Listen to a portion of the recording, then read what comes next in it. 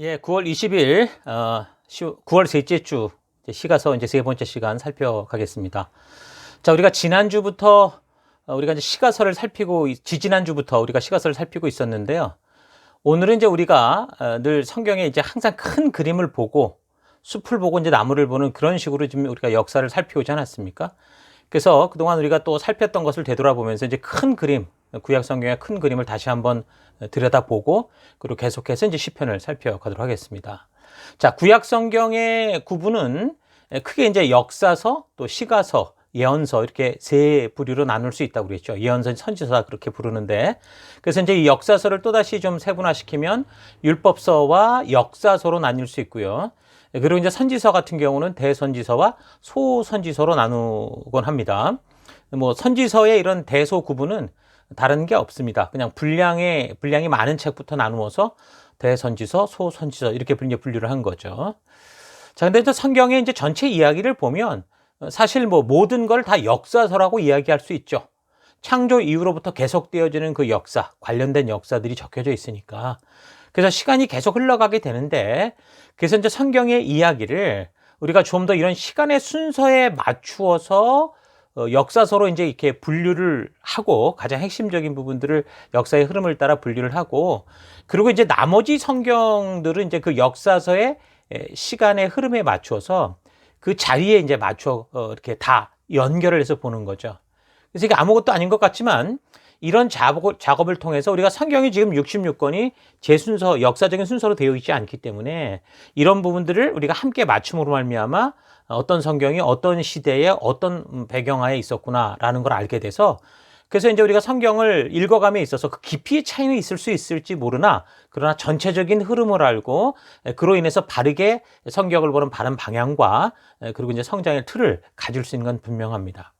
그래서 무엇보다 우리가 이 성경의 큰 숲을 보는 안목을 가지는 게 중요한데, 그것을 위해서 이제 구약 성경을 이제 율법서, 역사서, 시가서, 선지서, 그건 각각 어떤 목적으로 기록되었는가, 왜 이거를 굳이 역사서라고 그러고 율법서라고 그러고 왜 시가서라고 그러고 선지서라고 그러는가 라는 그런 어떤 목적들을 아는 거, 이것도 아주 굉장히 좋은 성경을 이해하는 방법이라고 할 수 있습니다. 자, 그래서 이제 그런 차원에서 크게 이제 이 구약 성경을 그렇게 세 개로 나누는 그 큰 덩어리로 좀 보면, 구약의 핵심은 일단 율법서라고 할 수 있습니다.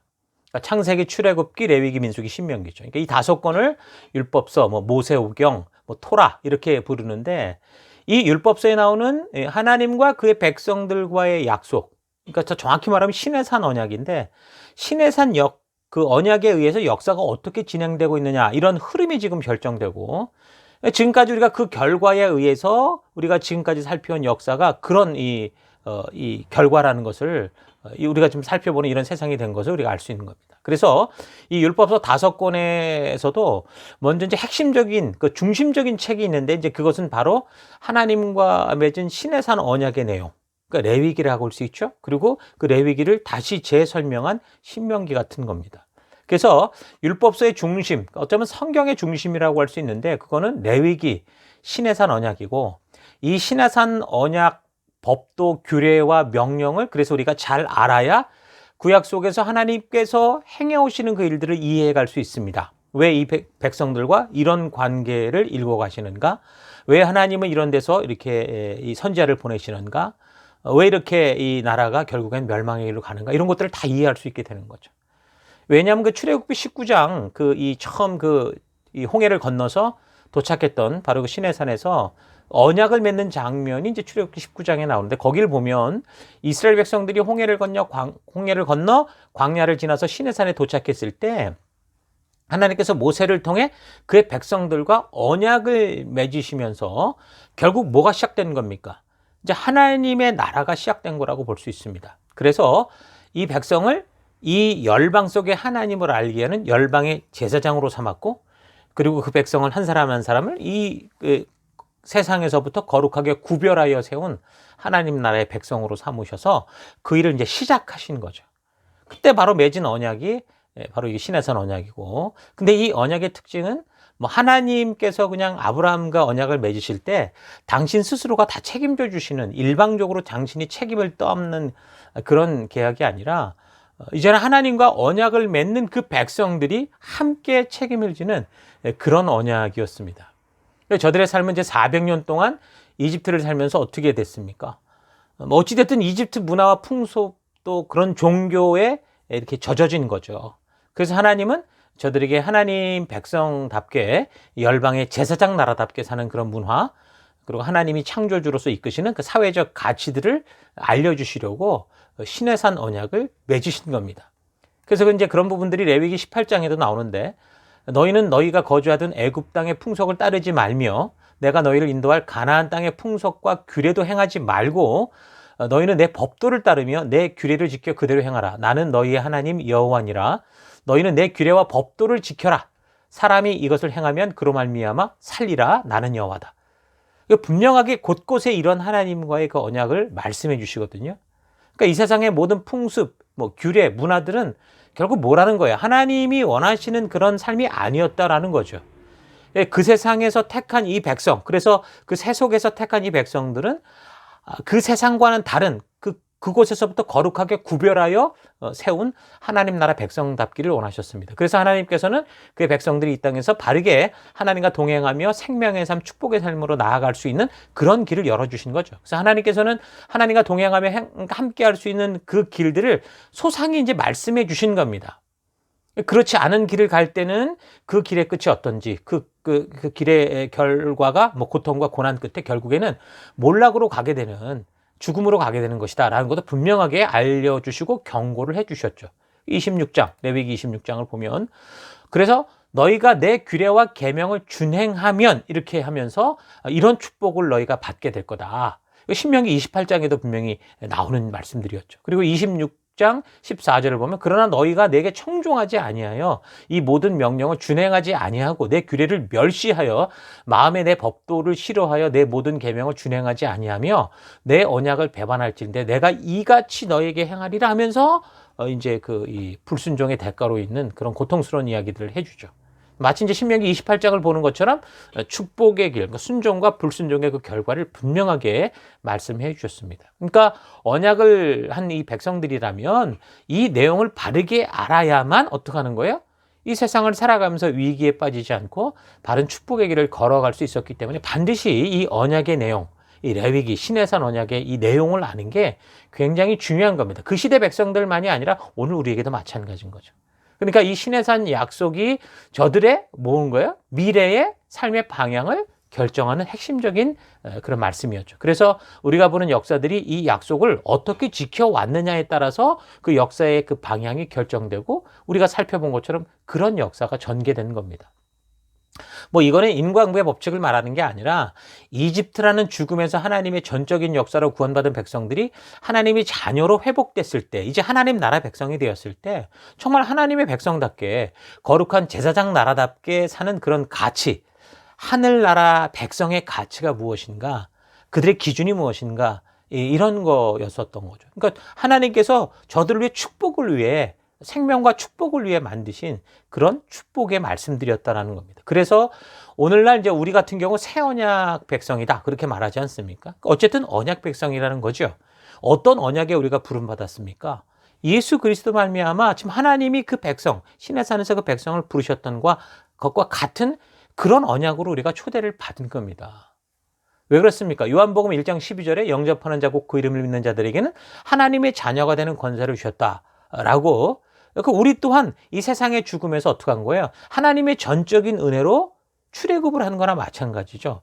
그렇게 하나님의 백성이 되었고, 그리고 우리 또한 하나님의 말씀, 그 시내산의 약속들 앞에 우리가 나오게 된 겁니다. 그래서 예수 그리스도를 예표했던 이 언약들이 결국 어떻게 된 거예요? 성취된 부분들이 있잖아요. 나머지 이 세상에서 하나님의 백성답게 살아가는 그런 가치들, 십계명을 비롯한 도덕과 윤리에 관한 이런 하나님 나라 백성으로 살아가는 이 가치 기준의 법들은 그대로 지금도 우리가 깨닫고 그것을 기준으로 삼아 살아가야 되는 거.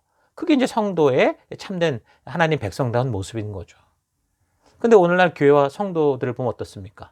예수님의 거룩한 피로 씻어서 아주 빛나고 거룩하게 해서 세상에 이 어둠을 밝히는 이 빛으로 보냈는데도 사실 인정하고 싶지 않지만 욕과 같은 그런 정말 빛을 내는 사람이 없고, 얼마나 세상과 똑같이 사는지, 그게 어두워지고 더럽혀지는지 뭐 사탄조차도 귀신조차도 전혀 알아보지 못할 정도 그런 모습인 경우가 많죠. 왜 그렇습니까? 그러니까 하나님의 백성답게 사는 그 법, 하나님의 약속, 하나님의 뜻, 그러니까 레위기, 시내산 언약, 신명기, 이 하나님이 분명하게 하나님 나라의 백성답게 살아가도록 주신 그 가치 기준을 바르게 배우지 않아서 그렇습니다.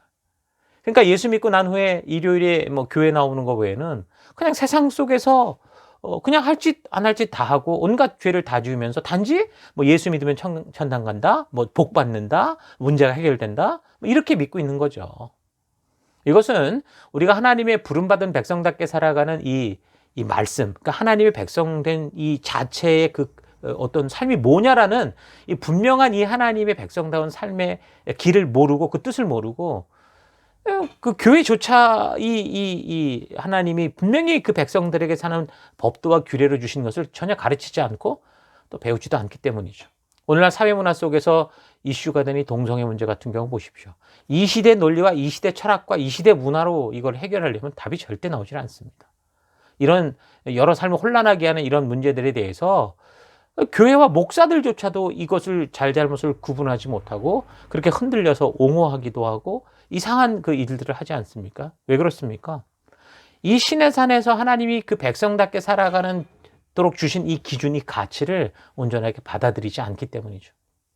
예수님으로 말미암아 하나님의 백성이 된 후 우리는 그동안 무엇보다 하나님의 말씀의 가치를 따라 살아내는 그런 훈련이 아니라 무슨 문제를 만나면 그냥 하나님이 해결해 내야 된다라는, 그렇게 기도하면 하나님이 다 해결해 주신다라는 식으로 훈련이 되어버렸습니다. 그래서 우리는 성도의 삶에는 문제가 없는 것이 마치 신앙을 아주 잘하는 것처럼 배웠죠.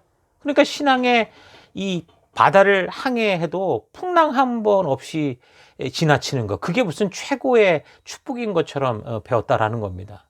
그러다 보니까 풍랑이 당연히 이룰 수밖에 없는데 풍랑이 닥칠 때 그것을 이겨낼 그런 힘이 없는 거죠. 세상을 닮아가고 세상과 같이 세상의 방법으로 그렇게 그냥 더불어 살아가는 경우가 많습니다. 그래서 지난번 살핀 그 욥기의 내용과 같이 믿음으로 살다가 만나는 문제들조차 죄를 졌다거나 믿음이 약하다거나 뭐 기도를 하지 않아서 생기는 것처럼 그런 식으로 어떤 종교율법주의에 빠진 그런 식으로 치부해버리는 현실이 되는 겁니다. 여러분, 참으로 건강한 그리스도인들은 문제없이 잘 사는 그런 사람들이 아니라 어떤 문제와 역경을 만나더라도 그 하나님의 말씀의 그 가치대로 살기 위해서, 하나님이 주신 하나님 백성다운 그 가치대로 살기 위해서 이 세상에 주는 그런 이 달콤한 것에 현혹되지 않고 미련 버리고 그 거칠게 휘몰아치는 그 폭풍 속을 이 성경의 나침판, 그게 뭡니까? 하나님이 우리에게 주신 하나님 나라 백성답게 살아가는 법도와 규례와 명령이죠. 그것에 준한 가치관을 무장해서 나아가는 그런 사람들이 바로 건강한 그리스도인들이라는 겁니다.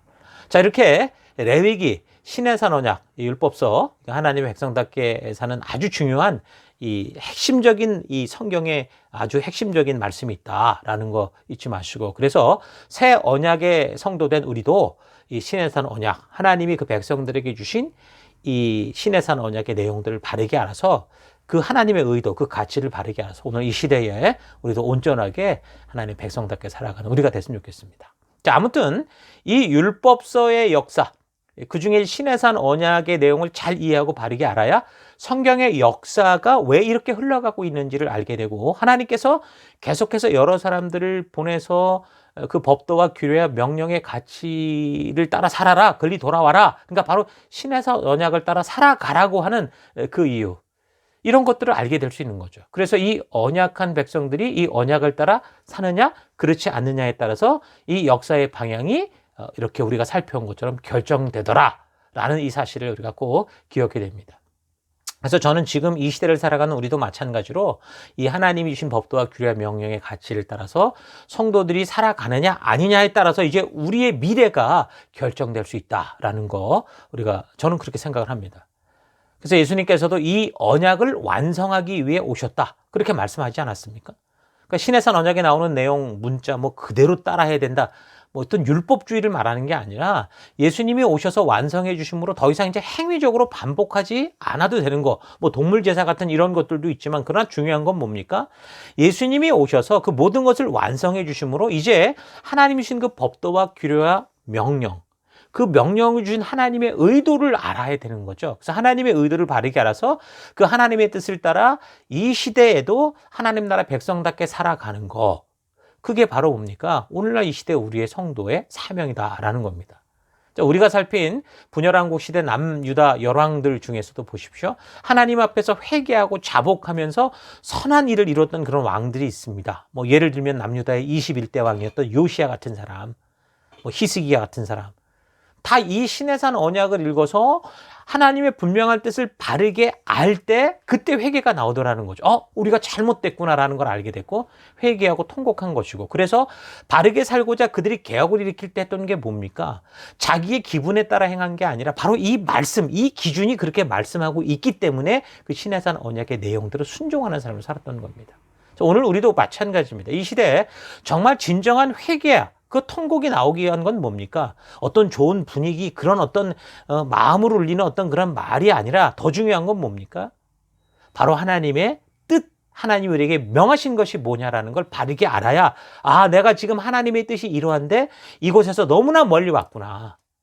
동성애 같은 경우도 마찬가지 아닙니까? 하나님의 뜻이 분명한데 나는 지금 여기서 너무 멀리 와서 이것이 옳은 것이고 옳다고 하나님이 인정해야 된다라고 지금 이상한 짓을 하고 있구나라는 걸 그럴 때 회개가 되고 통곡이 되는 거지. 다른 방법이 없습니다.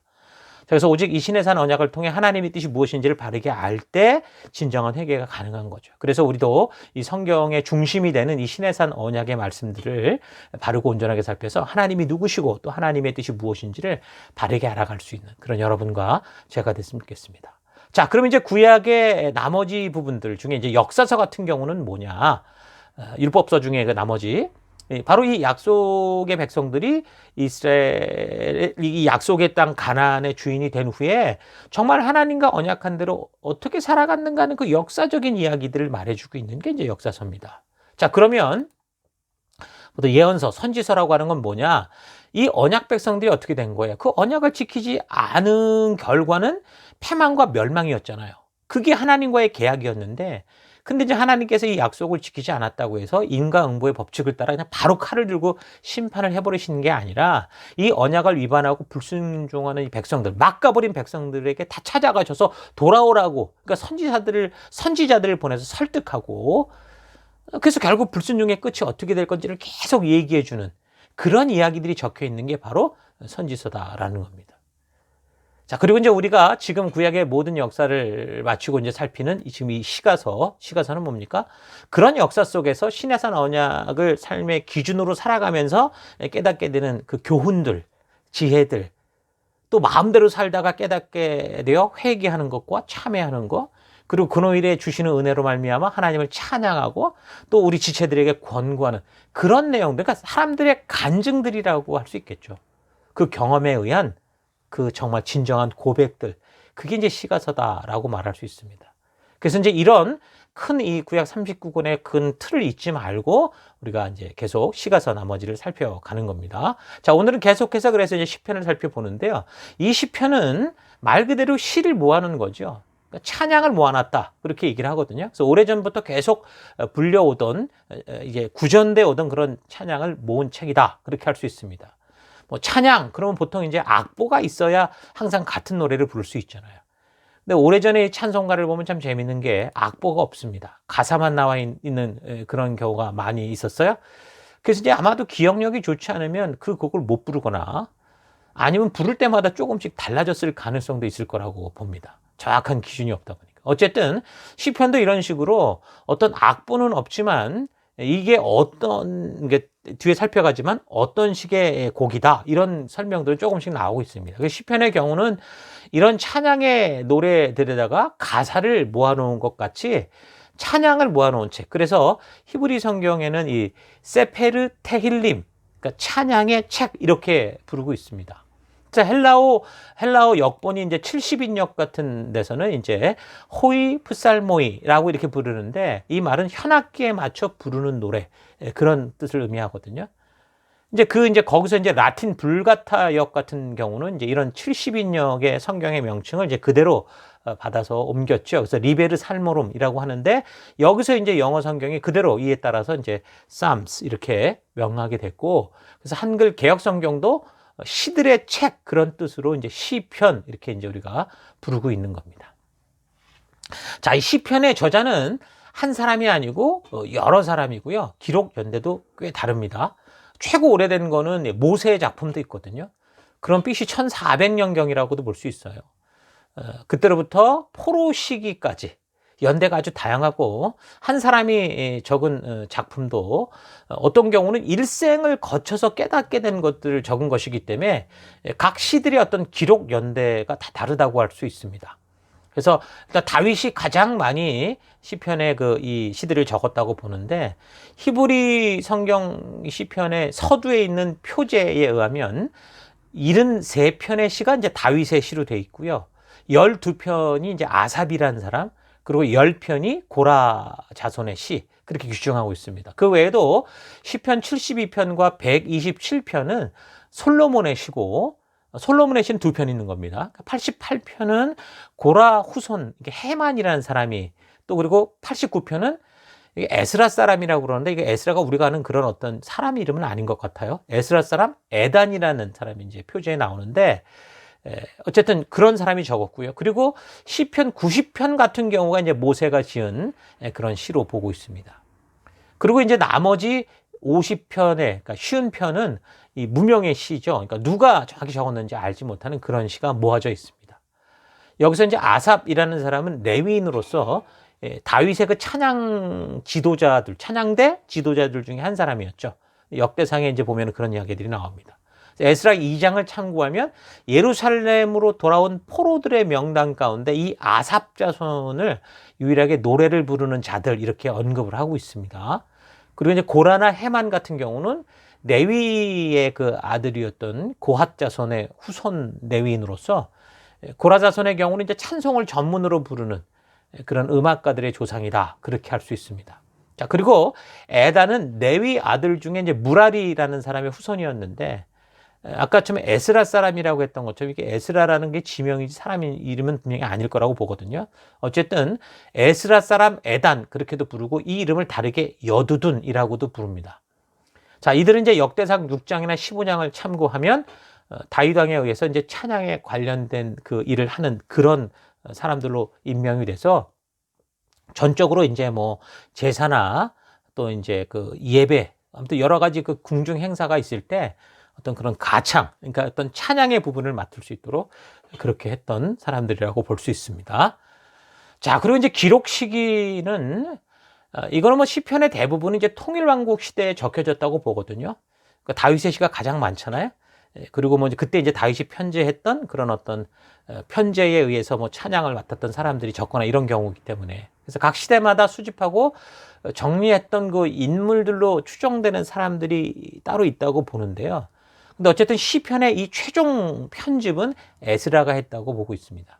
그래서 우리가 이제 이거를 보면 욥기서를 살필 때도 그랬지만 시편의 경우도 이게 언제 적혔냐라는 그런 기록 시기보다는 이게 지금 다 모아진 거니까 수집되어져서 보편적으로 이제 그 사람들에게 이제 널리 전파되고 읽히고 가르치기 시작할 그럴 때, 그러니까 그럴 때가 언제였냐. 그리고 지금 보면 더 많은 시들이 있었을 가능성이 있는데 그 중에 이 글들만은 지금 이 글들만을 채택해서 수집한 목적이 뭐냐. 그러니까 기록 목적보다는 수집한 목적, 수집한 때가 언제냐라는 걸 우리가 좀 보면 좀 더 우리가 이 시편을 전체적인 안목을 바라보는 그런 눈을 가질 수 있다고 봅니다. 근래에는 이제 이 시편 하나하나가 다 다른 것이 아니라 어떤 목적을 가진 하나의 책으로 보고 그러니까 다른 성경들처럼 그러니까 우리가 한 권을 살펴보면 항상 그 책의 목적과 역사적 배경과 구성들을 이제 분석하면서 이제 살펴가잖아요. 그러니까 이 시편도 그런 식으로 기록 시기가 아니라 제가 생각할 땐 그렇습니다. 수집 시기, 그러니까 수집 목적을 통해서 이 시편 전체 한 권을 어떤 목적하에 적혀진 것으로 이렇게 보는 그런 부분이라고 보는데 이제 오늘 우리도 살펴보는 게 뭐 욥기서나 지금 이 시가서는 그런 안목을 가지고 살펴가자. 우리 욥기서부터 지금 말씀을 드리고 있는 겁니다. 자, 항상 우리가 어떤 성경을 살피든지 그 책의 기록 목적과 역사적 배경들을 먼저 살핌으로 성경을 바르게 보는 안목을 가지고 지금 우리가 성경을 살펴왔는데 같은 맥락에서 이 시편의 경우도 이것이 최종적으로 수집되어지고 백성들에게 가르쳐지기 시작한 때의 그 목적, 그 배경을 알면 시편 한 편 한 편을 우리가 이해해 갈 때 훨씬 더 바른 방향을 갖는 안목을 가질 수 있을 겁니다. 자, 그래서 시편의 최종 편집이 에스라라고 보는데, 이 편집 목적은 그 시대 또 배경을 우리가 살펴야 되겠죠. 결국 하나님과 맺은 언약을 따라 그 백성들이 살아온 그 경험을 바탕으로 그 하나님과 맺은 신의 산 언약의 말씀대로 살아가는 이 신앙의 삶, 그러니까 말씀 중심의 삶이 얼마나 중요한가. 그 말씀대로 살아간 사람들이 겪었던 이 간증이잖아요. 증거잖아요. 증언.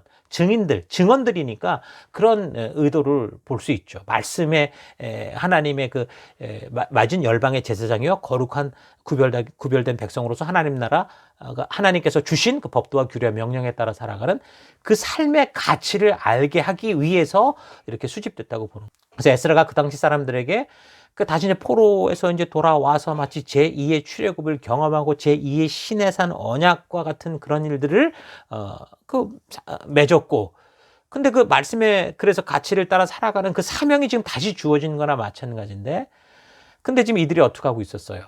그 에스라 시대에 계속 흔들리고 있었죠. 그 말씀의 가치를 점점 잃어가고 있었고. 그러니까 이제 선조들의 뼈아픈 삶의 그 고백과 간증, 너희처럼 그렇게 살다가 결국은 이런 일들이 벌어졌다. 그들이 이렇게 하더라라고 하면서 이제 그런 것들을 수집해서 이스라엘 백성들의 어떤 신앙 정신을 좀 고취시키고 말씀 중심의 삶, 그러니까 이 사명자로서의 삶을 살아갈 수 있는 어떤 도전이 되는 그런 목적으로 이거 수집을 했을 거라고 봅니다. 그래서 이런 시편들 중에는 물론 이제 예배 의식에서 사용됐던 것들도 있습니다. 근데 시편의 이제 대부분의 내용이 하나님을 이제 이 경배하는 이스라엘 백성들이 여러 가지 삶의 현장 속에서 결국은 욥처럼 그 현실의 혼란을 느끼는 거예요. 어려움, 이런 것들이 많다 보니까 시편 내용의 거의 반 이상이 탄식입니다. 탄식. 그러니까 욥이 탄식하듯이 그런 시가 많아요. 그 하나님을 찾는 그런 기록들이고, 또한 그 어려운 삶의 고통과 그 아픔을 결국 경험하면서 깨닫게 된 거. 어찌됐든 간에 이게 믿음으로 버텼든 그냥 어떻게 버텼든 간에 결국은 하나님께서 이끄시는 그 마지막 결과를 깨닫게 되고, 그래서 그 하나님 앞에 드리는 어떤 감사, 찬양, 이런 부분들이 이제 시편의 내용이다. 그렇게 볼 수 있는 거죠. 자, 그래서 우리가 시가서의 그 목적을 이야기했던 것처럼 하나님의 명령과 규례대로 살아간 사람들의 간증과 같은 기록, 증인들의 증언이라고 할 수 있기 때문에 이 시편의 주제들 중에 보면 이제 감사시보다 믿음의 길을 바르게 걷고자 하는 삶에서 오는 그 어려움의 그 탄원시 같은 것들이 많이 있습니다. 어쩌면 우리의 기도라고도 볼 수 있죠. 그래서 믿음의 길을 가는 것은 예나 지금이나 분명 쉽지 않은 길이었던 건 맞습니다. 아마 예수님 오시는 그날까지 이 믿음으로 가는 이 길은 결코 쉽지 않을 겁니다. 그래서 말씀대로 살아가는데도 왜 이런 어려움들이 있는가 하는 그런 욥과 같은 그런 탄식들이 이제 많이 나오는 거죠.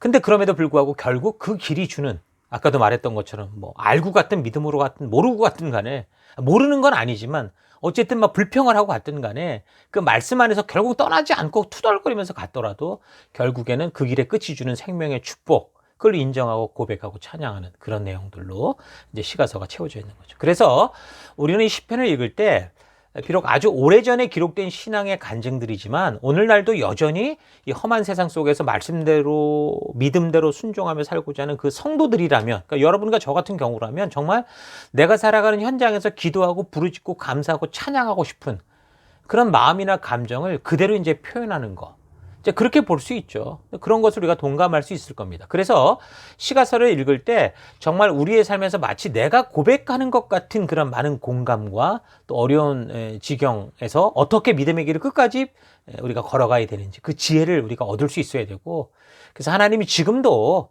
우리의 이 성경의 역사 속에 하나님이 그런 증거를 보여주시듯이 지금도 나와 함께 살아계셔서 신실하게 여전히 나의 삶을 인도하시고 보호해 주시는 그런 은혜를 누리는 여러분과 제가 됐으면 좋겠습니다. 자, 그렇게 보면 시편이 우리에게 전달된 그 이유는 성경이 믿음으로 살아가는 삶의 현장에서 만나는 그 고통, 고난, 이해할 수 없는 큰 시련 속에서 바른 믿음으로의 발전을 위한 그 위로가 되고, 좀 뭐가 소망이 있고 희망이 있어야 우리가 일어설 수 있잖아요.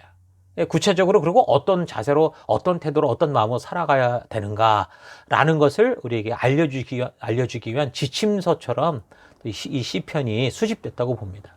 자, 그래서 잠언을 비롯한 이 시편의 말씀들은 날마다 우리가 일용할 양식처럼 읽어가면 좋습니다.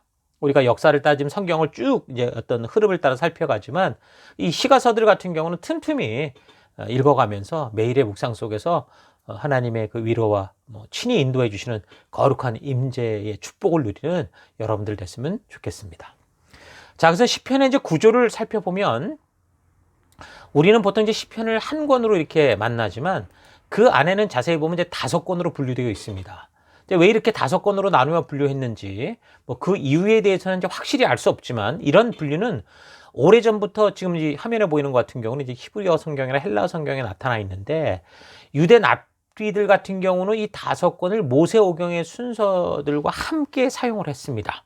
그러니까 이제 그들의 그 집회 때 모세오경을 읽어갈 때 이렇게 이 시편의 내용들도 다 이렇게 쪼개서 그런 식으로 같이 이제 더불어 사용을 했다고 하죠. 그래서 각 권이 수집되던 시기가 다 다를 건데 수집할 때마다 그 어떤 의도하는 목적이 있었을 거라고 보지 않습니까? 그래서 이제 1권의 경우를 보면 다윗의 생애에서 겪었던 그 위기, 승리, 범죄, 회개 이런 등의 내용으로 거의 다윗의 시로 이제 구성이 되어 있는데요. 일생이 다 담겨져 있는데 수집 초기에는 시편이라는 이 성경으로서 지금 우리가 보는 이런 의도가 아니라 그냥 다윗의 인생을 통해 깨닫게 된 다윗의 어떤 이 고백이 담긴 시집 모임, 시집 모음 어떤 같은 시집 같은 책 그런 것 같았을 겁니다. 그러니까 다윗의 생애 자체가 하나님의 말씀대로 살아가는 순종의 길을 걷다가 발생한 그 극한 어려움이었는데 그래도 실수하기도 하지만 어떻게 했습니까? 끝까지 이 사람이 살았던 것은 하나님의 법도와 규례와 명령대로 살기 위해 애쓰는 그런 과정이었잖아요. 그런 과정에서 깨닫게 된 하나님에 대해서 알게 된 하나님에 대해서 그리고 자신의 심정에 대해서 고백하는 그런 내용들. 그게 이제 1권의 대부분의 내용이고 그게 이제 모아졌다고 처음 초기에는 모아졌을 거라고 보거든요. 근데 그 다음에 그런 시집, 다윗의 시집에 이제 고라 또는 아삽 같은 그 이 제사나 성전에서 이 찬양을 담당한 사람들이 이제 그 모임을 위해서 또 필요로 했던 시나 또 대중들을 위해서 기도했던 이런 기도문들 같은 게 더해지면서 소위 이제 엘로힘 시편 이래가지고 이것이 이제 다윗의 또 기도집이 시편 51번부터 72편을 보면 다윗의 기도에 대한 그 시들이 많이 나오는데 이런 부분들과 같이 이제 더해졌을 거라고 봅니다. 그러니까 보통 시편 1권에 나오는 다윗의 시집 거기에 그 다음에 이제 엘로힘 시편이라고 해서 42편부터 83편까지 왜 이걸 이렇게 부르냐면 보통 이제 여호와의 이름을 부르거나 그러는데 특히 42편부터 83편까지는 엘로힘이라는 이름으로 하나님을 많이 부르거든요. 그래서 이제 특별히 여기는 이제 이런 식으로 부르기도 합니다. 어쨌든 그런 시편과 그리고 이제 다윗의 이제 기도가 담긴 이런 것들이 이제 또 추가적으로 수집되고 모아졌을 거라고 봅니다. 그러면서 더 후대에 헤만 또는 에단 이런 사람이 아까 있었다고 그랬죠. 이런 사람들 역시 찬양을 맡은 자로서 그런 기도나 또 찬양 또 시 이런 것들이 모아지면서 그러니까 시편의 큰 한 부분이 그래서 이제 1권부터 3권까지가 수집이 되는 겁니다. 그러니까 시편을 크게 2개로 나누면 1권에서 3권 그리고 4권, 5권 이렇게 나눌 수 있는데 그 앞부분은 이런 통일왕국 시기를 중심으로 해서 이런 식으로 그 글들이 모아졌을 거다 이렇게 보는 거죠. 그래서 1권 같은 경우는 1편에서 이제 41편까지인데 1권은 이제 다윗의 원래 시편이죠. 그래서 내용은 개인적인 애도, 시 이런 게 주종을 이루고 있고 사울의 통치하에 그가 이제 받았던 그 압제받는 그런 그래서 다윗의 그냥 탄식과 하나님을 부르는 그 애탐과 또 막 그 원수를 향한 저주와 이런 얘기들도 많이 나오고 그러거든요. 그래서 다윗이 기록하지 않은 것은 이제 그 중에 1편, 2편, 그 다음에 10편, 33편 그렇게 볼 수 있습니다. 그러니까 1편, 2편은 서론과 같은 부분으로서 나중에 이제 추가된 것으로 보고 있고요. 그 10편과 33편 요거는 이제 다윗이 적은 게 아니죠. 1편에서 41편까지 보면. 그리고 이제 2권 같은 경우 42편에서 72편까지인데요. 2권의 대부분은 이제 애도의 시고 이제 원수에 대한 기록이 나타납니다. 그래서 2권에는 다윗의 즉위에 대한 그런 시 45편, 그리고 다윗의 예루살렘 정복에 관련된 시 48편, 그리고 다윗이 이제 밧세바와의 범죄로 인해 이제 적었던 51편 이런 것들이 포함되어 있습니다. 그래서 다윗의 왕권과 그의 통치 중에 있었던 그런 일들. 그러니까 그의 이제 기도와 어떤 고백들이 이제 많이 나오고 있죠. 42편부터 49편까지는 이제 고라가 지었고요. 50편은 이제 아삽이라는 사람이 지었고, 그리고 51편에서 70편까지 여기도 다윗. 그 중에 또 66편에서 67편, 66, 67은 또 무명입니다. 71편, 72편은 이제 솔로몬의 시, 이런 식으로 이제 구성이 되어 있는 거죠. 자, 그리고 이제 3권 같은 경우는 73편에서 89편까지인데요. 3권에는 이제 아삽이라는 사람, 그리고 고라 이런 사람의 시가 대부분입니다. 86편 같은 경우 이제 다윗이, 또 88편은 헤만, 89편은 에단 이런 사람이 이제 지었고요. 대부분의 이 내용은 의인이 받는 고난, 하나님의 택하신 백성과 나라가 받는 고난이 이제 배경이 되어 있고, 그 고난 중에 구원을 간구하는 그런 내용들이 이제 주류를 이루고 있습니다. 자, 그러니까 결국 뭡니까? 시편의 대부분의 내용이 결국 시내산에서 하나님의 언약된 백성, 언약 백성된 성도들이 삶의 현장에서 하나님 신 그 이 법도와 규례와 명령대로 살아가면서 느끼는 그 이 삶들. 그러니까 욥처럼 막 처절한 삶의 현장에서 막 하나님을 부르짖는 얘기, 이 고통스럽고 이해할 수 없는 이 세상 속에서 탄식하는 기도, 외침. 근데 욥처럼 완전히 죽을 줄 알았는데 나중에 봤더니 하나님을 향해 그 어쨌든 믿음을 버리지 않고 가다 보니까 결국에는 하나님이 그 약속을 지켜주시는 그 승리에 대한 고백, 간증, 이런 것들로 계속 이제 채워져 있는 거죠. 그러니까 뭐 1권, 2권, 3권 시편에 나오는 이 내용 자체가 이미 그런 것들을 분명하게 말씀의 중심이 된 삶이 얼마나 중요한가라는 것을 우리에게 보여주고 있는 거죠. 자, 그리고 이제 4권과 5권은 언제 정확히 수집된지 확실하지는 않지만 보편적으로 그 수집 시기가 에스라 느헤미야 시대로 유출을 하거든요. 그래서 우리가 보는 시편의 최종적인 편집이 에스라에 됐을 거다라고 이제 우리가 그렇게 얘기를 하고 있는 겁니다. 그래서 4권부터는 어떤 특정한 뭐 사람이나 가문이나 연관된 시들 이런 게 소개되지 않고요. 주제에 따라서 이제 엮여지고 있습니다. 그래서 4권에 포함된 시편들은 이제 통치하시는 여호와를 노래하는 그런 시가 거의 주종을 이루고 있죠. 뭐 93편, 그리고 95편에서 99편까지. 그러니까 주요 주제들은 여호와의 왕권, 구원, 또 우상 숭배에 대한 심판, 신들 위에 뛰어나신 하나님, 여호와의 신실하심, 그런 역사 이런 것들을 이제 회고하는 그런 내용들입니다. 특별히 여기서 이제 90편 같은 경우는 모세의 시고, 나머지는 대부분 이제 주제별로 그런 식으로 되어 있는 게 이제 4권이라고 볼 수 있습니다. 그리고 마지막 5권 같은 경우 5권의 배경은 포로된 그 이스라엘 이 백성의 그 회복인데, 그래서 처음 그 5권에는 할렐루야 시편, 또 뭐 성전을 올라가는 노래, 그리고 다윗의 시가 또 모아진 그런 것들이 들어 있습니다. 여기서 특히 이제 성전에 올라가는 노래로 분류되는 이 120편에서 134편의 경우는 원어에는 성전이란 말이 없습니다. 그러니까 올라가는 노래라고 부를 수 있겠죠. 오른다. 그럼 그게 무슨 뜻이냐? 이게 잘 모르고 사실 그래서 많은 그 말들이 있거든요. 근데 여기 있는 노래들이 이제 주로 보면 순례와 연관되어 있는 거죠. 다시 말하면 하나님의 약속의 그 부르심을 따라 하나님이 오라 하신 곳으로 가는 그런 내용이기 때문에 이제 보통 순례의 노래다 그렇게 부르거든요. 그래서 이제 올라간다라는 것은 예루살렘으로 올라가는 것. 그러니까 포로된 자가 올라가는 것이기도 하고 그 삶 속에서 하나님의 부르심을 따라 올라가는 것이기도 하고.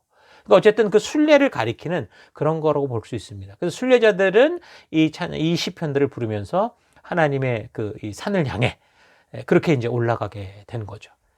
그래서 1년에 3차례 보통 예루살렘에 모이는 거, 그게 지금 하나님의 명령이었잖아요. 근데 그런 차원에서 성도라면 누구라도 그 시대에 형편이 그래가지고 쉽게 올 수는 없었지만 어쨌든 일생에 한 번이라도 꼭 이 하나님의 전에 방문하기를 소망했을 건데, 그래서 그 자체가 신의 산 언약에 대한 순종의 어떤 그런 전체적인 내용이라고 볼 수 있습니다. 이렇게 성전을 올라가면서 저들은 저들의 삶의 고난과 어려움을 탄식했고 욥과 같이 하나님을 막 알지 못하게 부르지만 결국은 욥처럼 하나님의 섬세한 인도와 보호를 결국에 인정할 수밖에 없는 거예요. 그들이 막 쉽게 말해서 성전에 올라가기 시작하는 하나님의 부르심을 따라 가야 되겠다라고 마음먹고 순종의 길을 시작할 때는 그 현실이 너무 힘들고 어려워서 불평과 짜증이 섞인 탄식의 어떤 그런 외침들, 막 수많은 질문들, 막 이런 것들로 시작을 하는데, 근데 예루살렘 성전에 도착할 때쯤이면 어떻게 되는 거예요?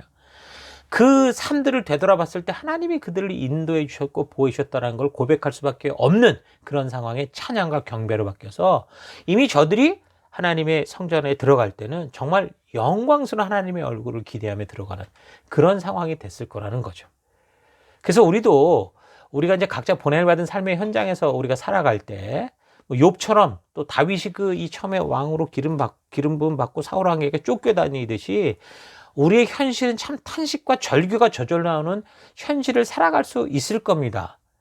그래서 참으로 이런 상황 속에서 우리를 도울 자가 누군가 참 탄식할 수밖에 없을 건데, 근데 그때 어떻게 하는 거예요? 오직 하나님 뿐이시고. 그래서 우리가 살아갈 삶의 그런 방법은 뭐냐라고 할 때, 그 신의 산에서 하나님 신 법도와 규례와 명령의 가치, 그 하나님의 의도를 따라 살아가는 거다 라는 이것을 알고, 그래서 여러분들도 여러분의 현장 안에서 정말 그 고통과 탄식의 날들을 이겨가면서 결국에는 좀 하나님 앞에서 기쁨으로 고백할 수밖에 없는 여러분의 시편을 많이 쓸 수 있는 우리가 됐으면 좋겠습니다. 어쨌든 시편을 읽다 보면 계속해서 이제 장의 그 옆에 표제, 타이틀 이런 부분들이 나오거든요. 그러니까 이 시가 어떤 시다라는 간략한 설명이 붙어 있는 것을 우리가 볼 수 있습니다. 그래서 이 표제를 잘 살피면 우리가 시편을 읽어나갈 때 이 부분을 더 잘 이해할 수 있게 되는 거죠. 시라는 게 뭡니까? 한 사람이 살아가면서 경험한 그 깊은 고뇌와 역경 등을 통해서 이제 탄생하는 게 시잖아요. 그래서 이 표제를 통해서 작가들이 어떤 시기 어떤 상황을 겪어 나왔는지를 우리가 좀 알 수 있는 정보를 가질 수 있는데, 이거를 잘 우리가 좀 유심하게 보면 또 어떤 거예요? 좀 더 이 시들을 바르게 이해할 수 있는 그런 안목을 가질 수 있습니다. 그래서 표제 속에 좀 보면 첫째, 시편의 시적인 형태나 형식을 분류할 수 있는 그런 표현들이 들어 있습니다. 그러니까 시를 분류하는 게 보통 7가지인데, 쉬르, 미즈모르, 마스길, 믹담, 시가연, 테필라, 테일라 이런 식으로 나오거든요. 예를 들어서 미즈모르 같은 경우는 악기와 관련된 노래다 그런 뜻이고요. 시가연은 애통의 노래, 애가와 관련된 거를 말하는 거고, 테필라 이러면 전체적으로 하나님께 드리는 기도의 내용을 담고 있는 시고, 테힐라 그러면 특히 이제 하나님을 찬양하는, 테일라가 그 찬양이었잖아요. 그래서 이 찬양과 관련된 시라고 볼 수 있습니다. 시편에서 말하고 있는 이런 표현들이 이제 뭘 말하는지는 정확히 이제 알 수 있는 방법은 없거든요. 그래서 이제 많은 학자들이 의견을 통해서 짐작할 수 있는 거고, 대체로 이제 학자들도 정확히 이제 모르는 거, 이거는 정확합니다. 자, 둘째는 표제는 이제 그 둘째, 악기나 시의 연주법과 관련된, 그러니까 음악적 표현들에 대한 것도 들어 있습니다.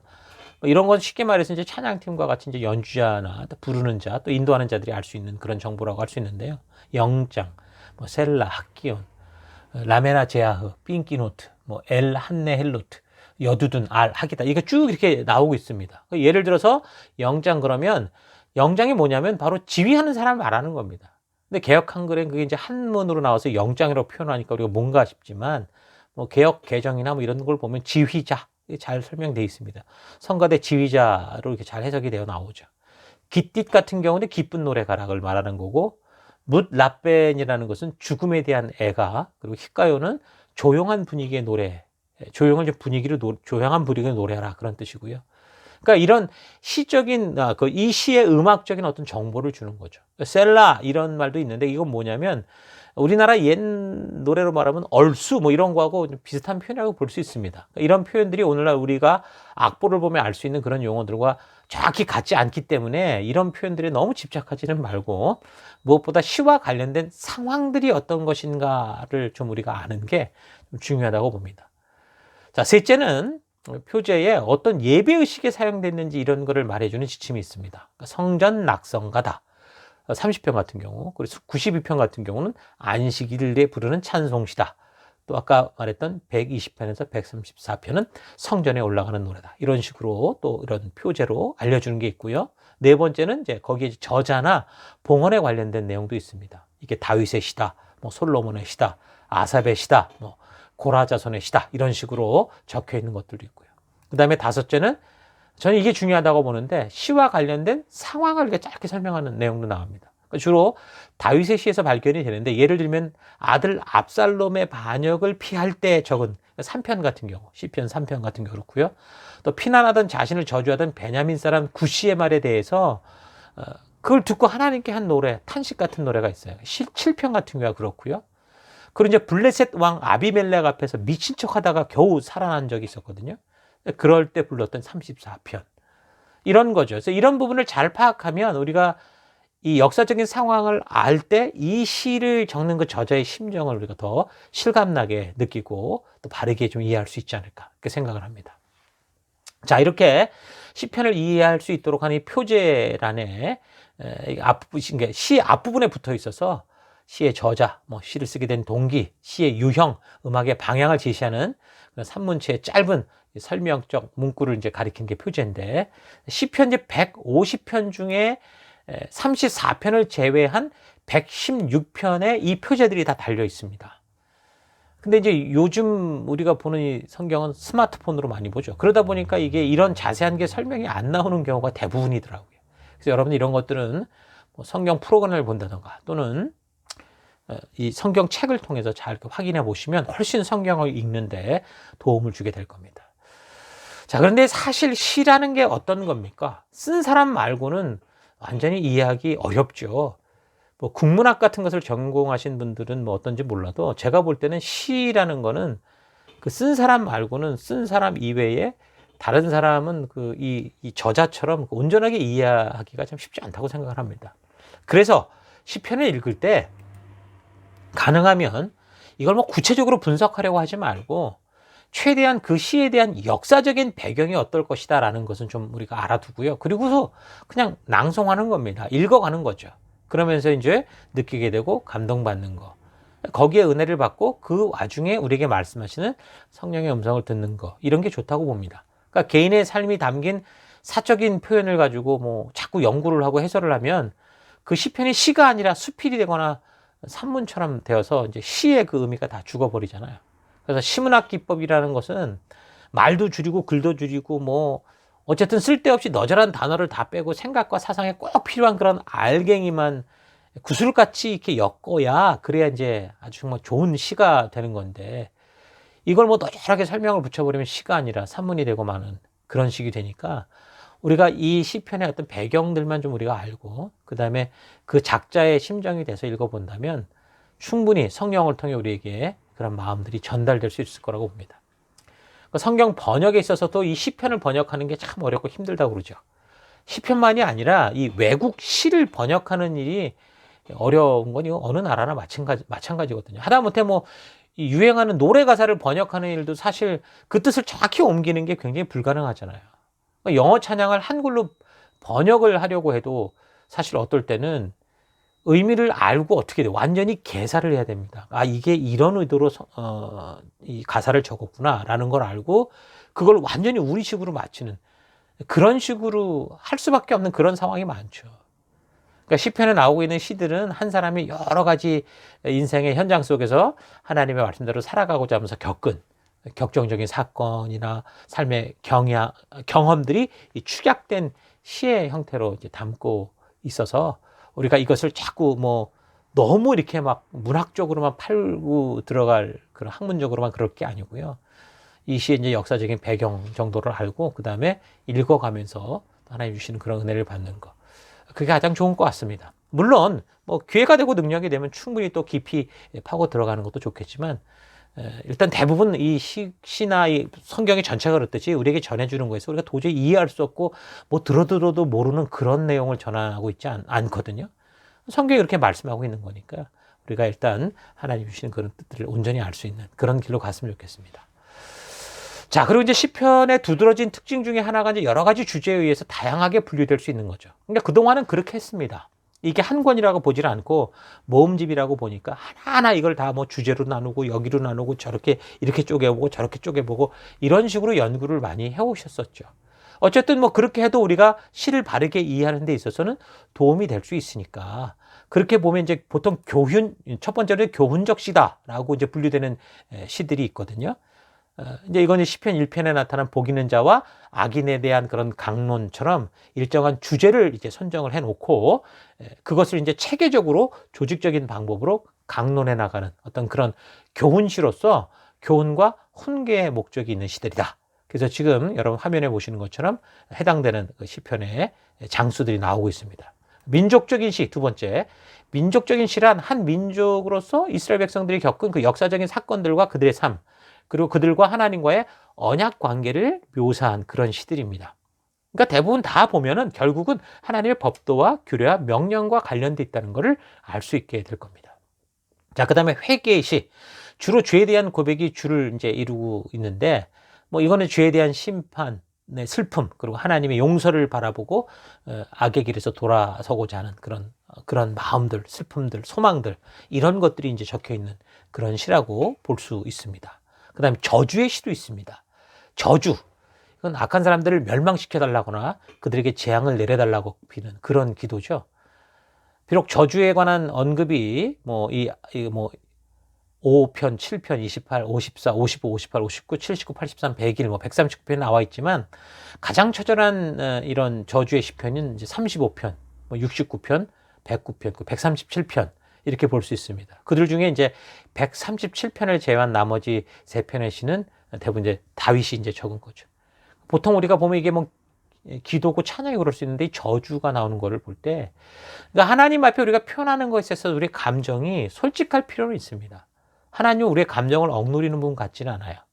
물론 결국 그 감정대로 살리도록 하지는 않지만 그 감정을 막 1차적으로 막 막아버리고 못하게 하는 그런 건 아닌 것 같습니다.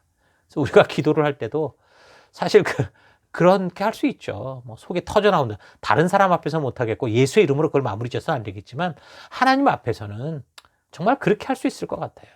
정말 이런 온전치 못한 삶을 살아가는 그런 것을 향한 그런 뭐 저주 같은 그런 고백도 할 수 있는 게 바로 그런 게 우리의 성도의 그런 모습이 아닐까 봅니다. 자, 그 다음에 5번째는 메시아에 관한 시. 시편에도 예언에 해당할 만한 그런 시들이 있는데요. 메시아에 관한 이 시들은 미래에 이제 이 땅에 강림하실 구속주 되신 이제 예수님 이를 상상할 수 있고, 아, 이게 그분 같은데? 라고 이렇게 볼 수 있는 그런 시들이 나오죠. 이런 시들은 크게 3부분으로 나뉘는데, 첫째가 이제 왕이신 메시아로서의 이제 예수 그리스도. 둘째는 고통당하는 메시아의 그런 모습. 또 3번째는 메시아에 대한 그 외 전반적인 그런 모습들. 이렇게 볼 수 있습니다. 이런 것들도 여러분들이 차분히 좀 살펴봤으면 좋겠고요. 그 다음에 찬양의 시가 있죠. 그러니까 할렐루야, 하나님을 찬양하라, 이런 말로서 시작되는 그런 시편들로서 106편, 111, 112, 113, 117, 135, 그리고 146에서 150편. 이런 것들이 이제 여기에 이제 속하는 겁니다. 이런 시들은 감사의 시나 애원, 간구나 또는 애가와는 달리 오직 하나님을 찬양하는, 하나님의 하나님 되심을 그렇게 고백하는 그런 것들로 이제 가득 찬 그런 내용이라고 볼 수 있습니다. 자, 그리고 7번째는 개인적이거나 민족적인 슬픔을 노래한 시가 있습니다. 이 시들은 다윗이 뭐 압살롬을 피해서 달아날 때 지었던 그 슬픈 그 시 이런 거와 같이 개인적인 차원이나 또 민족적인 차원에서 당하는 그런 고난이나 고통, 슬픔들을 이제 노래한 그런 시들로 이제 분류를 할 수 있는 거죠. 그리고 이제 예배의식에 사용된 시편도 있는데요. 그 첫째는 종교적인 감사 행사에 사용하는 감사의 시. 대부분 이제 너희는 여호와께 감사하라 이런 말로 이제 시작되는 시인데, 뭐 시편 16편, 18, 뭐 105, 107, 118, 136편 이런 게 이제 속하죠. 둘째는 할렐시라고 그래서 113편에서 118편까지입니다. 이들은 이제 이스라엘의 이 3대 절기인 유월절, 장막절, 오순절 이런 때 이제 이 온 백성들 앞에서 이제 같이 하나님을 찬양하는 그런 용도로 사용됐고, 셋째는 성전에 올라가는 노래, 표제가 붙었던 이미 얘기했죠. 시편 120편부터 134편. 그래서 이 국가적인 명절에 이 백성들이 이제 성전을 향해 올라가면서 이렇게 불렀던 그런 노래, 그런 시들로 이제 추측할 수 있습니다. 그러니까 이런 식으로 시편을 또 이제 분류해서 또 연구하고 보고 또 이런 걸 알아도 어느 정도 우리가 또 이 시편을 이해해갈 때 도움이 될 수 있을 거라고 봅니다. 자, 그럼 마지막으로 시편 1편만 좀 잠깐 보면, 복 있는 사람은 악인의 길을 쫓지 않고 죄인의 길을 서지 아니하며 오만한 자의 자리에 앉지 아니하고, 그러니까 오직 뭘 한다고 그랬습니까? 여호와의 율법을 어떻게 한다고요? 억지로 꾸역꾸역 읽어가는 자다. 그렇게 말하지 않죠. 뭐라고 말합니까? 즐거워해서 하나님께서 우리에게 주신 법, 율법을 즐거워하는 자. 이게 복 있는 존재다. 그렇게 얘기를 합니다. 그러니까 진짜 복 있는 사람은 뭐라는 겁니까? 이 신의 산 약속의 말씀, 율법을 즐거워해서 주야로 묵상하는 사람입니다. 그러니까 우리의 묵상의 이 제목은 바로 이 신의 산에 맺었던 그 언약의 내용이라고 보면 되죠. 왜 그렇습니까? 바로 그 안에 하나님의 백성답게 사는 분명한 기준과 삶의 하나님의 의도가 있기 때문인 거죠. 그래서 이 하나님의 말씀을 모르게 되면 바람에 나는 겨와 같아서 결국 의인의 모임에 들지 못하고 망하의 길로 가게 된다. 그러니까 당장 죽는다가 아니라 그들이 잘 사는 것 같아 보일지 모르지만 결국에는 의인의 모임에, 그러니까 하나님의 백성이 모이는 그 천국의 자리에 가지 못하는 그런 걸 분명하게 말씀해 주고 있죠. 그러니까 시편은 이렇게 시작을 그래서 이 말씀이라는 그 기준, 이 내용 전체에 대한 어떤 볼 수 있는 안목으로서 이 1편에 딱 이렇게 말씀의 기준의 중요성을 딱 언급하면서 시작을 합니다. 시가서의 주제가 바로 이렇게 말씀을 따라 살아가는 삶에서 경험하는 거, 깨닫게 되는 거, 그런 거라고 한 것처럼 이 하나님의 말씀의 기준을 따라 살아가는 길에서 이제 터져 나오는 처음의 소리들, 간증, 증언, 이런 게 이제 시편이라는 거죠. 그래서 시편은 하나님의 말씀대로 살고자 애쓰면서 그런 과정에 정말 하나님께 욥처럼 막 뭔가 궁금할 때, 그럴 때 읽어나가면 오히려 더 바르게 깨달아질 수 있을 거라고 봅니다. 자기가 살고 싶은 대로 살면서 읽으면요, 이 시편을 통해서 하나님께서 우리에게 말씀하시고자 하는 그런 참된 복이 이렇게 오는 게 아니라 자기 혼자 착각을 하는 거죠. 나는 내 마음대로 죄의 길에 빠져 있으면서 나를 연민하고 이 죄를 옹호하고 그러면서 축복받을 거라고 혼란할 수도 있습니다. 그리고 이 시편을 보다 잘 이해하려면 뭐 이제 결론적인 얘기겠지만 어떻게 되는 거라고 그랬습니까? 역사서들을 자주 읽고 또 많이 읽어서 잘 알아야 됩니다. 그러니까 역사를 좀 잘 알아야 돼요. 그러니까 시편이라는 게 역사 속에서 벌어졌던 사건 속에 터져나온 고백들이잖아요. 그런 이유들이 거기서 나오잖아요. 그러니까 역사를 모르고 이 사건을 모르고 이 어떤 사연인지 모르면 왜 이런 시가 이렇게 고백됐는지를 알 수가 없는 거죠. 그래서 우리가 모든 이 성경을 그런 차원에서 살피고 있는 거고, 여러분들도 이런 식의 이 성경을 살피는 이런 방법들을 자꾸 훈련해 가시면 여러분도 모르는 사이에 어느샌가 이 말씀의 가치관으로 바르게 무장된, 그래서 우리가 뭘 볼든 간에 바르게 분별할 수 있는 그런 안목들을 가지게 될 겁니다. 자, 그래서 일단 구약 성경 이 율법서와 역사서를 여러 차례 읽어보면 이런 시는 이러한 배경에서 쓴 것 같다, 이런 걸 알게 돼서 보다 더 잘 이해할 수 있게 될 겁니다. 자, 그런 배경과 상황을 이해하면 이 시편의 시들도 훨씬 더 쉽게 우리가 이해하고 또 바르게 그 안에서 외치는 그 하나님의 그 의도를, 하나님의 그 의미를 우리가 알 수 있게 될 겁니다. 다른 성경도 마찬가지입니다. 다른 성경도 이 전체를 알아야 각 성경의 이 부분들이 바르게 보이는 법입니다. 그러니까 시편을 이렇게 이해하면 여러분 이 스스로의 삶의 현장에서 이 말씀을 읽어가면서 깊은 하나님의 마음, 우리가 동행했던 그 나와 같은 그런 우리 지체들의, 우리 선배들의 이런 동료들의 그런 마음을 우리가 만날 수 있을 겁니다. 여러분 포기하지 마시고 계속해서 이 말씀들을 살펴가시기 바랍니다. 강단과 함께 가지 않으면 뭐 자꾸 이제 다른 쪽에서 우리가 여기저기 이제 쪽설교를 듣게 되면 그게 또 다 흩어져서 의미가 없거든요. 그래서 우리가 강단의 역사를 따라 살펴가는 대로 여러분 차분히 잘 살펴서 하나님이 예비하시고 준비하는 은혜 누리는 여러분 되길 바랍니다. 자, 시편을 이렇게 마치고 다음 주 계속해서 우리 잠언서 살펴가도록 하겠습니다. 잠시 묵상하며 기도하겠습니다. 기도하십시다.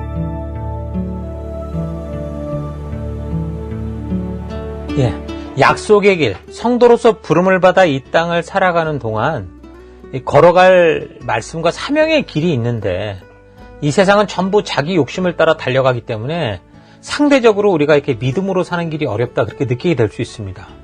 이건 우리 시대만의 고민이 아니라 사람이 창조된 후부터 역사 속에서 하나님의 말씀대로 걷고자 했던 하나님의 백성으로 구별된 사람들의 이게 선택하며 걸어온 길에 다 그랬습니다. 다. 말씀이라는 이 기준을 가지고 살려고 해야 그래서 우리가 성경을 이해할 수 있고, 무엇보다 시편의 말씀들이 바르게 이해될 거라는 거 잊지 마시고 시편을 읽어가면서 말씀대로의 삶에서 고난과 고통을 느끼며 하나님께 고백하고 외치던 그 선배들의 이 주옥 같은 믿음의 고백들을 통해서 우리도 이 시대 속에서 이런 삶의 그런 이 고백을 통해 우리가 더 깨닫고 그래서 더 힘을 내고 더 믿음으로 용기 있게 달려가는 그런 우리가 되었으면 좋겠습니다. 이 한 주간도 여러분들이 여러분의 시편을 써가고 있는 겁니다. 그러기 위해서 우리가 말씀을 붙들어야 되고 말씀의 가치를 따라 걸어야 되겠죠. 포기하지 마십시오. 이 한 주간 우리가 그런 결단의 마음을 가지고 잠시 기도하기 원하는 것은 하나님 시편을 통해 수많은 하나님의 사람들이 하나님의 말씀대로 살고자 발버둥 치며 만났던 이 믿음의 여정을 보면서 참된 지혜를 얻어서 하나님 내 삶 속에서 실수와 고집의 시간을 줄이고 바르게 사명의 길을 걷는 내가 되기 원합니다. 기도하시고요. 단지 성경의 선배의 이야기에 감동하고 만족하는 게 아니라 오늘 이 시대 속에서 우리가 보냄을 받은 가정, 직장, 사업장, 학교 등에서 하나님 내가 그런 믿음의 역사를 써가는 그런 다윗과 같은 히스토리 메이커가 되길 원합니다. 시편을 만들어가는 내가 되길 원합니다. 또 우리 삶에서 힘들고 어려울 때나 기쁘고 즐거울 때나 항상 우리 하나님 신이 법도와 규례와 명령의 가치를 따라 살아가는 다윗과 같은, 다니엘과 같은, 욥과 같은, 에스라와 같은 하나님의 참된 말씀대로의 길을 걷는 내가 되기 원합니다. 이 한 주간도 그런 한 주 될 수 있도록 인도하실 것 하나님 기대합니다. 소망합니다. 이렇게 결단하시면서 잠시 묵상하며 기도하겠습니다. 기도하십시오.